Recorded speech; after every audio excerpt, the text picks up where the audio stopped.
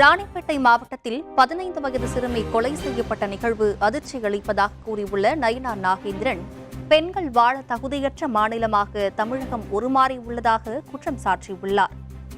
நயினார் நாகேந்திரன் வெளியிட்டுள்ள எக்ஸ் தள பதிவில், ராணிப்பேட்டை மாவட்டம் சோளிங்கரில் ஒரே குடும்பத்தைச் சேர்ந்த 15 வயது சிறுமியை கொலை செய்து மற்றொரு சிறுமி கத்தியால் குத்தப்பட்டு காயமடைந்திருப்பதாக வெளியான செய்தி அதிர்ச்சி அளிப்பதாக தெரிவித்துள்ளார். பிடிபட்டுள்ள கொலையாளி குடிபோதையில் இருந்ததாக வெளியாகியுள்ள தகவல் போதைப் பொருட்களின் பிடியில் தமிழகம் சிக்கி சீரழிந்து கிடப்பதையும், பெண்கள் வாழ தகுதியற்ற மாநிலமாக தமிழகம் உருமாறி உள்ளது என்பதையும் நமக்கு மீண்டும் ஒருமுறை உணர்த்துவதாக கூறியுள்ள நயினார் நாகேந்திரன், இதுதான் திமுகவின் விடியலாட்சியா என வினா எழுப்பியுள்ளார்.